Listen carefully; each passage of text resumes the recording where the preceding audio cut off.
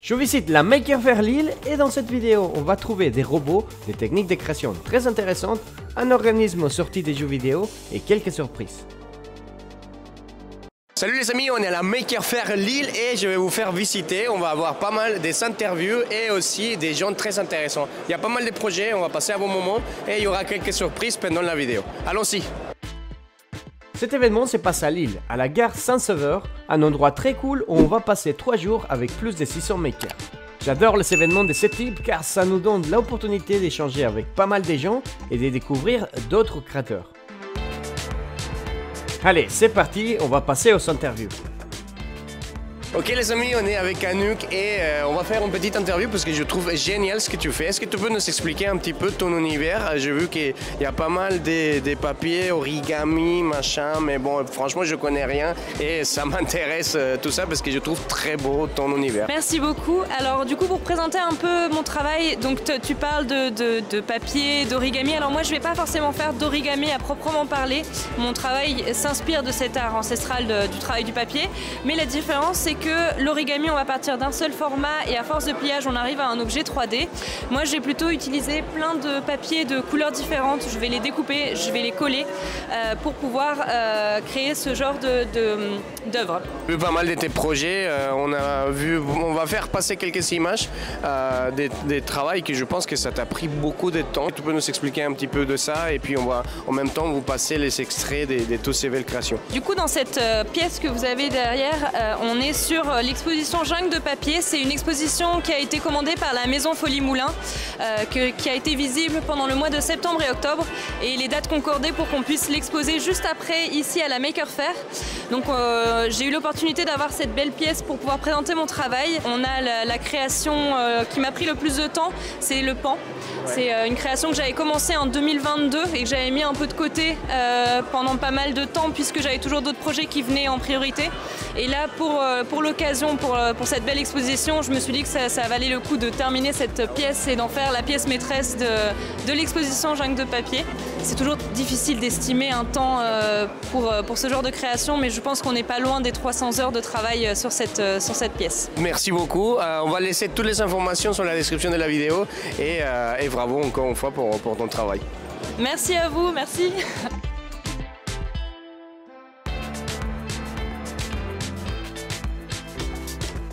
Alors les amis, je viens de trouver Caliban, les amis de Caliban. Oh l'ami Carlos. L'amigo, comment ça va? Bah ça va, et toi? Bien? Bah ça va. Caliban, c'est une association de passionnés, une association de robotique. Projet comme un petit projet mignon, voilà, qui est là, qui fait coucou. Grosse boule en construction, pour le moment qui roule pas. Faut revenir l'année prochaine du coup pour l'avoir tourné. C'est le teasing. Voilà, c'est le teasing. Inspiré du robot Spot de Boston Dynamics. Donc c'est le Spot Micro, hein, c'est la version petite. Donc on la trouve sur Thingiverse, on peut l'imprimer. Okay. Voilà, on la trouve depuis un certain temps sur Thingiverse, depuis 5 ou 6 ans. Moi j'ai ressorti ce projet-là parce que j'ai trouvé des petits moteurs vraiment super efficaces. Bon, il suffit de nous envoyer un petit message, j'enverrai les références des moteurs, mais on a trouvé maintenant il y a des moteurs qui existent qui sont vachement plus efficaces que ce qui existait avant. Ah, voilà, donc ça c'est par exemple c'est une patte, hein, avec, tiens, on va mettre le petit cache dessus. Hop, voilà. Donc on a une patte de robot comme ça avec 3 moteurs. Et du coup j'ai redesigné un petit peu le projet, j'ai ressorti pour le mettre au point, pour faire quelques modifs dessus. Puis maintenant tu vois, il est fonctionnel, il commence à se lever. Donc il y a 12 moteurs, il y a un Raspberry au milieu qui pilote les moteurs. Et puis après le but du jeu c'est de faire un petit peu de programmation pour synchroniser tout ça. Donc moi je programme pas mal en Python, mais après c'est au choix de chacun de faire ce qu'il veut, hein, de programmer comme on veut. Hop. Quand tu es tout seul, quand tu n'es pas une grosse boîte avec beaucoup de moyens, enfin on fait ça avec nos moyens, mais ça permet de toucher à l'impression 3D, toi, on fait des super impressions 3D maintenant, ça permet de toucher à l'électronique, la partie câblage, alimentation, tout ça, et puis ça permet de toucher à la partie programmation, donc moi par exemple en Python, et déjà voilà, ça fait beaucoup de choses. Alors en plus de ça, moi ce robot, vu que j'ai toutes les pièces 3D, je suis en train de maintenant les passer sur simulateur pour pouvoir faire de la programmation, mais vers le simulateur, pour faire de l'apprentissage par renforcement. renforcement, l'intelligence artificielle, enfin il y a quand même plein de choses à faire. Bah, c'est génial, j'adore. En plus, l'impression c'est super quali. Je sais pas si vous avez vu, si on arrive à voir sur la vidéo, mais franchement c'est super bien. Et même le pad, on a des, je sais pas si c'est TPU ou des petites pattes en caoutchouc. C'est des petites pattes en caoutchouc, donc c'est une pièce en plastique, en impression 3D, mais avec un petit revêtement en caoutchouc qui a été moulé dans un petit moule comme ça. Voilà, donc ah ouais, donc t'as été faire vraiment l'expérience à fond, quoi. Voilà, et t'as vraiment toute une technique pour pouvoir faire pour se faire plaisir, pour faire une petite pâte en caoutchouc, voilà, qui peut pas glisser, voilà, antidérapante.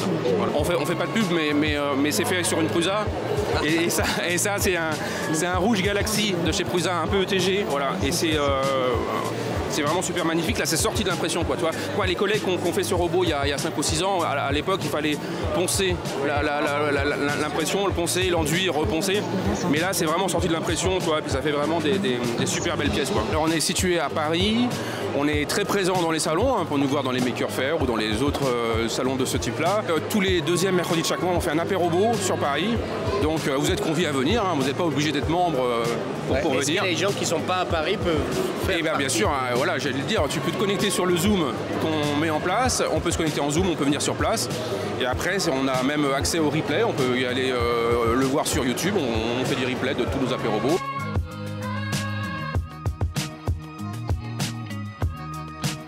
J'ai démarré il y a à peu près 5 ans de ça, avec une toute petite imprimante 3D, passionné par l'univers Marvel et par Iron Man en particulier. Et là aujourd'hui, je recrée en fait en taille réelle les armures d'Iron Man qu'on peut voir dans les films, et après il y a certaines créations perso.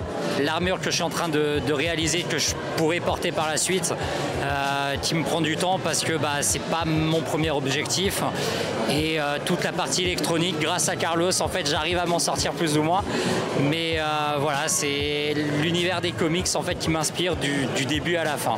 Des armures, j'en ai fait à peu près une vingtaine déjà en 3 voire 4 ans. J'ai changé mes techniques, je suis passé d'abord sur du filament, ensuite de la résine, et là je suis revenu sur le filament pour la solidité et la légèreté du filament, du PLA. D'imprimante que j'ai actuellement, j'ai 3 Creality K1 Max, j'ai la nouvelle Illigo, la Orange Giga, qui elle permet d'imprimer en très très gros, et j'ai une imprimante résine, c'est la Frozen, la Mega 8K.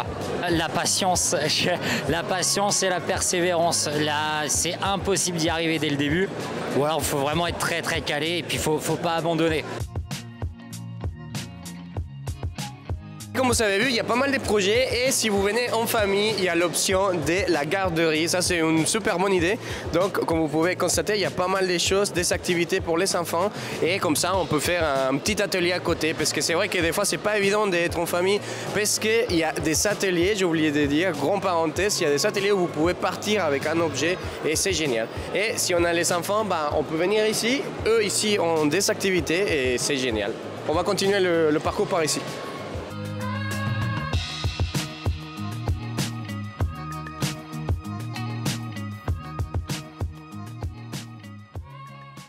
Alors les amis, il n'y a pas de présentation, venez voir qui j'ai retrouvé à la Maker Faire Lille, le bon ami Thierry, la Tech Napa, la Tech à Papa. Ça va, écoute, comme toi, crevé à la fin du truc, mais c'est un super événement, pas mal de choses en famille, c'est quelque chose à faire en famille en fait, je trouve. Mon fils est là quelque part, il court, je l'ai perdu dans la Maker Faire, mais voilà, et puis très content de te voir aussi. Ouais, pareil, merci, ouais, on a passé un super bon moment, en plus on s'est connus à Prague, et après Prague on s'était pas vu en fait. Non, mais je t'ai invité sur mon live. Ah oui, c'est vrai, on était dans le live, 100 000 abonnés. Et puis voilà, on s'accroche bien. Hein, c'est clair, ouais. On te voit quand en Bretagne? Bientôt, peut-être, un jour. Hein, en tout cas, là, à Nantes. Nantes, c'est en Bretagne, non?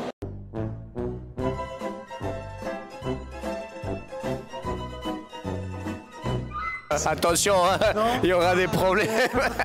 sais pas, je suis belge. C'est pas loin, c'est pas loin. Ouais. Je dis pas le Mont-Saint-Michel, c'est en Bretagne ou en Normandie. Hein. C'est comme le débat de la chocolatine. On rentre pas dans les détails. Mais oui, non, mais c'est pas loin. C'est pas loin. Et puis le débat chocolatine, c'est Cook au chocolat pour nous en Belgique. Donc, Cook au chocolat. Donc voilà. Hein. Bon bah merci Thierry, à une prochaine, on te retrouve bientôt et vous savez où le retrouver de toute manière. Et si vous le connaissez pas par hasard, parce que je pense que quand même il y a beaucoup de gens qui te connaissent, je laisse le lien dans la description de la vidéo. Merci beaucoup Thierry, à une prochaine. Salut. Hein.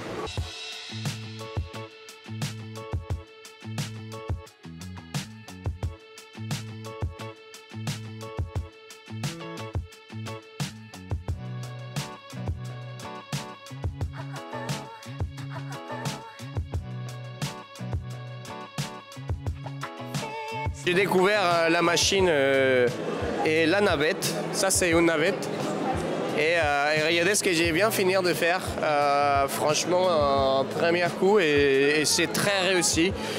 Même pas 5 minutes et j'ai fait ça. Donc franchement, je me trouve très doué. Marion, alors qu'est-ce que c'est ça, Marion, s'il te plaît? Parce que là, on dirait que ça date des années des Matou Challenge, je sais pas quoi. Comment ça s'appelle? Qu'est-ce que fait? Et comment s'appelle ton art en général? C'est du tissage artisanal et du coup la machine en elle-même s'appelle un métier à tisser. En effet, on trouvait les mêmes types de machines au Moyen-Âge. Hein. Un métier à tisser? Un métier à tisser, ouais. D'accord. Et donc ça, c'est quoi? Excuse-moi, parce que moi, je suis comme tu peux constater, une quiche en tout ce qui est couture. Mais qu'est-ce que c'est? Qu'est-ce qu'il nous fait? Alors c'est avant la couture, justement, c'est le tissu en lui-même. Donc moi, à partir de fils, je vais créer le tissu. Ok, d'accord. Oui, d'accord. Donc il y a tous les fils qui viennent. Ouais. Et donc nous, on fait le tissu qu'après, on peut transformer pour faire tout ce qu'on veut. Exactement. Une fois qu'on a le tissu, ça peut devenir soit déjà, là, par exemple, je fais des sous-verts, donc ça va être un produit fini. Mais si je fais un grand tissu, ça peut être retravaillé par la découpe, la couture, la broderie derrière pour faire autre chose. Et c'est assez courant de trouver des machines comme ça. Enfin, moi, perso, c'est la première fois que je vois, mais est-ce que c'est vraiment un art à part? Tu as appris comment tu étais intéressé sur ce type de maîtrise?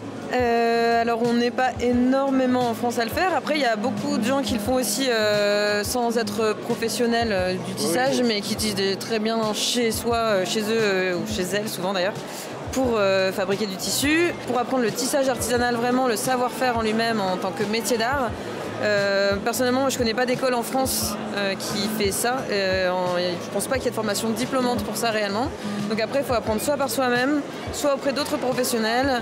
Donc en général, on doit se payer nous-mêmes les formations ou pouvoir faire des stages du coup en entreprise. Donc c'est un savoir-faire qui petit à petit se perd, quoi, j'ai envie de dire. Alors il ne s'est pas perdu encore. Déjà, il y a beaucoup d'autres pays qui le pratiquent beaucoup plus que nous en France et qui ont gardé leur tradition artisanale là-dessus. Nous, il y a eu le gros passage de l'industrie qui a un petit peu chamboulé le truc et fait perdre beaucoup du savoir-faire, mais en fait, il y a quand même des irréductibles qui ont continué à tisser. Bien sûr. Ouais. Et qui transmettent beaucoup, qui donnent des cours, c'est très important du coup dans la profession. À Roubaix, du coup pas très loin d'ici. Donc dans le centre de Roubaix, dans un collectif qui s'appelle les Ateliers Jouret. Et on est une trentaine d'artistes et d'artisans à pratiquer plein de savoir-faire différents. Et du coup, moi, je fais du tissage dans mon atelier là-bas. Est-ce qu'on pourra te filmer un petit peu, je vais refaire un petit passage juste pour savoir comment ça fonctionne? Ouais. Ok, bah c'est parti. Et en général, ça te prend combien de temps pour faire, je sais pas comment on appelle ça, le produit qui sort de la machine, ça on l'appelle comment? Un tissu, après ça dépend ce que je suis en train de faire. Là je suis en train de faire un sous-vert, mais si j'étais en train de faire une écharpe, ça prendrait beaucoup plus de temps par exemple. Ça dépend de la taille, de la matière, de l'épaisseur du fil, du motif. 7 et 15 heures. Ah ouais, quand même. Bon bah voilà, l'artisanat, c'est pour ça beaucoup des gens, attention, me disent ouais, ça coûte cher, machin, nana. Faut soutenir le local et puis on a nos impôts à payer, etc., etc. Exactement. Et en plus, il y a plein d'étapes qu'on voit pas. Moi, je fais pas que être assise derrière le métier à tisser. Je prépare mes fils avant. J'ai des calculs à faire. Faut que je trouve les fils qu'il faut que j'aille me fournir. Et la préparation en amont, en fait, elle est énorme. On s'en rend pas compte. Ouais. Comme ça. Et grâce à mes manettes, ça peut être soit des leviers, soit des pédales. Je peux ouvrir ma lame de fil en deux, de fil de chaîne, pardon, pour passer mon fil de trame au milieu et qui crée un croisement entre les fils. Et c'est ça qui crée le tissu. Donc là, je vais ouvrir mes fils dans l'autre sens. Ceux qui étaient en dessous, maintenant, sont au-dessus, pour passer mon fil à l'intérieur. Et du coup, mon fil est pris dans le tissu. Là, il ne peut plus bouger. Alors que quand j'ouvre de la même manière, du coup, il s'enlève. Et Super, c'est assez hypnotisant, hein. Ça doit être cool à faire, relaxant, enfin... C'est hyper méditatif, du coup quand on est dedans, après on pense à plein d'autres choses, ça donne plein d'idées, c'est... Super, bon bah merci beaucoup, bon courage à toi et puis à une prochaine j'espère. Merci.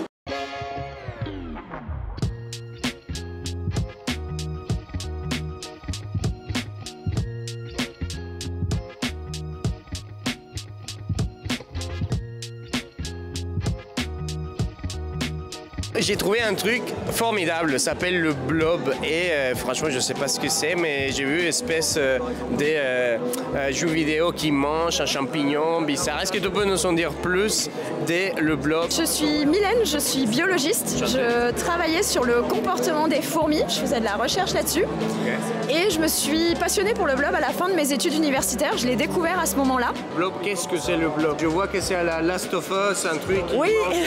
Mais est-ce que ça vient de la C'est ça. Ouais, en parlant de Last of Us, j'ai fait une vidéo qu'on peut retrouver sur YouTube où j'explique en fait si c'est vraiment un blob. Ouais. Si c'est vraiment un blob ou pas dans Last of Us, j'y réponds. Donc le blob en fait c'est un organisme unicellulaire, donc une seule cellule, c'est vraiment extrêmement primitif. Il est en fait présent sur Terre depuis extrêmement longtemps puisque on estime qu'il est là depuis environ 500 millions à 1 milliard d'années. Donc en fait c'est beaucoup plus vieux que les dinosaures, pour la petite question qu'on me pose fréquemment. Et en fait, c'est un organisme qu'on peut trouver dans les sous-bois, dans les forêts. Il aime beaucoup en fait se promener sur les troncs d'arbres et les bois morts. C'est important pour lui que son milieu soit humide. Et dans la nature, il va manger les champignons et les bactéries. Alors en laboratoire et à la maison, on peut très bien lui donner des champignons, il n'y a pas de souci. Mais généralement, on le nourrit avec de l'avoine parce que ça se conserve beaucoup plus facilement et qu'il adore ça. Mais non, mais franchement, si un humain rentre en contact avec le blob, est-ce qu'il y a quelque chose? En fait, ce qui va se passer... Alors oui, il y a quelque chose. Si un humain rentre en contact avec le blob, ce qui se passe, c'est que vous avez des chances de l'abîmer un petit peu. Parce que lui, il est assez fragile, en fait. Ah, d'accord. Il est constitué d'eau, en majorité. Et donc, en fait, le blob n'est vraiment pas dangereux. Déjà, il se déplace entre 1 à 4 cm à l'heure. Donc, il risque pas trop de vous sauter dessus. Bon, on essaye de le faire croire avec le jeu, mais bon. Non, il n'y a pas de risque sanitaire. On nous pose aussi la question, et si je mange un morceau de blob, qu'est-ce qui se passe? Je me suis dit, c'est pas possible, je peux pas proposer des blobs à l'adoption et puis pas essayer. Donc j'ai mangé un petit morceau de blob. Ouais, en fait, il se passe rien du tout, si ce n'est que c'est pas très bon. Mais en fait, il n'y a pas de cause d'allergie qui a été détectée jusqu'à présent. En fait, le blob est comestible en petite quantité. Il est vraiment pas très intéressant nutritivement parlant, mais il n'y a aucune toxicité à déplorer. Voilà. Bon, bah, merci beaucoup. Je vous invite, je vous laisse comme d'habitude toutes les informations dans la description. Ok. Insert coin. La nuit, un grand morceau vous réveille. C'est un bruit familier. Vous vous apprêtez à faire un fabuleux festin. Yes. Ah ouais, d'accord, la nuit quoi. Ouais, allez, on va bien mexicaine, un petit peu de sauce. C'est parti. Oh non, d'accord, ouais. Soudain, vous avez notre présence dans la cuisine. D'accord, c'est pas le chat, c'est le vomi des chats. Une diversion, là, c'est lui quelque chose à manger ou vous finirez en dessert. Bah, la sauce.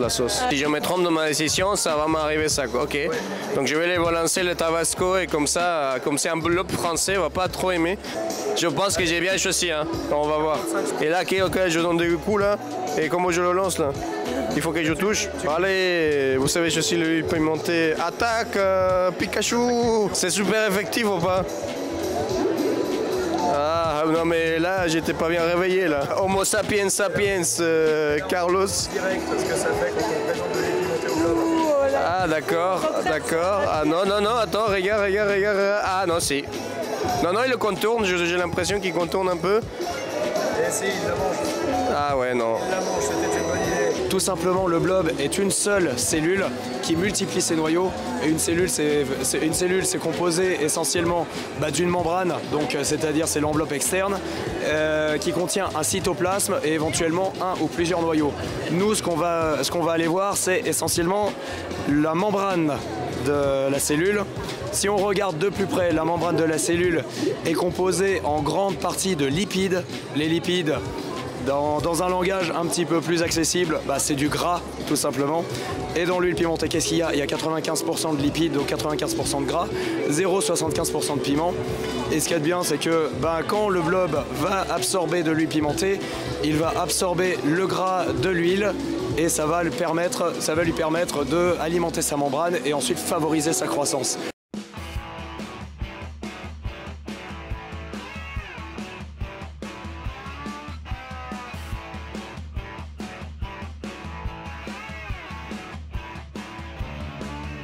Les amis, je viens de trouver un vélo que je trouve très intéressant et je suis avec Pierre, le président de l'association Plasnat. Donc comment ça fonctionne? Aujourd'hui, nous allons broyer des petits bouchons de bouteilles de lait. Donc je le mets à l'intérieur de la machine. Et grâce à la force de mes jambes, je vais réaliser de la petite paillette de bouchons en polypropylène. Donc là, vous pouvez voir en bas dans le récipient des paillettes qui tombent. Et si vous regardez à travers cette plaque qui est ici, vous allez pouvoir voir le bouchon qui est en train de se faire broyer. On a l'impression qu'on s'est dit ah ça va être beaucoup de force, mais pas vraiment en fait. Tu pédales très bien et ça va super tranquillou quoi. Effectivement, il n'y a pas besoin de forcer ni d'avoir beaucoup de vitesse. Tout simplement, on a des points durs qui arrivent, c'est quand la dent rentre dans le bouchon en plastique. Et une fois qu'elle est passée, c'est assez simple, donc il n'y a pas besoin de forcer. Vous recyclez pas mal les choses et que vous transformez le plastique, je trouve ça intéressant parce que je viens d'un milieu de l'impression 3D et pour moi, c'est un gros souci qu'on a en France, qu'il n'y a pas vraiment une solution pour recycler tout ça. On est en train de participer sur une vidéo avec l'atelier des recycleurs fous, je ne sais pas si ça te dit. On connaît très bien Landry, nous sommes effectivement membres de la même association qui est Precious Plastic France. Voilà. Et nous travaillons également avec lui en collaboration sur pas mal de petits projets. L'association Plasnat a deux axes. Donc le premier axe, c'est le recyclage des plastiques ménagers et industriels. Donc nous focalisons exclusivement sur les plastiques en polyéthylène, donc haute densité, basse densité et polypropylène. L'association donc du coup fait de la sensibilisation dans les écoles et dans les entreprises pour parler justement du problème plastique et évoquer les possibilités de passer au sans plastique. Une fois que nous avons en fait réalisé des petits broyats de bouchons avec notre vélo, on va les intégrer dans une machine qui chauffe. C'est une injecteuse, comme vous pouvez voir là-bas sur le stand de Stéphanie. Ok, malheureusement, je n'avais plus de batterie pour continuer les explications, mais pour résumer, les copeaux vont passer à la presse qui va venir chauffer le plastique et avec de la pression, on va venir faire un grand effort et faire l'émoulage et créer une nouvelle pièce.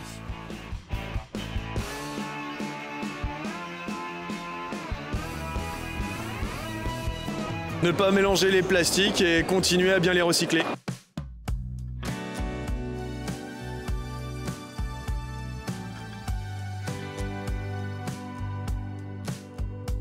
C'est un monsieur qui vient de Japon et donc ça s'appelle des Neko Olympiques et il utilise Scratch. Je ne sais pas si vous avez vu, Scratch, bien évidemment, c'est un petit logiciel, espèce de langage pour programmer. Et le truc le plus chouette, c'est que lui, il a incorporé des dispositifs. Donc là, on va essayer de gagner contre le chat. Et là, comme vous voyez, quand je fais la main, là, ça bouge un petit peu, quoi. Donc c'est génial, c'est assez ludique. Et de l'autre côté, on a la partie, je pense, un peu skate. On va essayer de tester.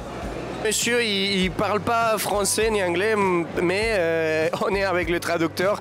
Et il vient me dire qu'il est de Tokyo et il apprend la programmation aux enfants de Tokyo. Vraiment le Vive Maker, découpe laser et un petit bouton pour lancer le jeu. Alors, allez, c'est parti. Je vais essayer de faire mon mieux. Je ne sais pas quel chat je suis.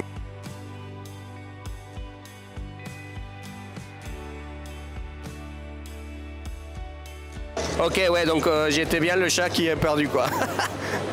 Thank you. Et ça les amis, c'était la Maker Faire Lille. J'ai gravement kiffé. On a passé un super bon moment. On a trouvé quelques copains et des projets géniaux. J'espère que vous avez bien aimé cette vidéo et n'hésitez pas à laisser vos commentaires. Aussi, si vous êtes intéressé pour assister à ce type d'événement, je vais vous laisser toutes les informations dans la description. Et si vous avez des questions, n'hésitez pas à me contacter sur mes réseaux sociaux. Vous savez bien que je suis bien présent sur Instagram, Twitter, Facebook, bref, partout. On se retrouve une prochaine fois et bye bye.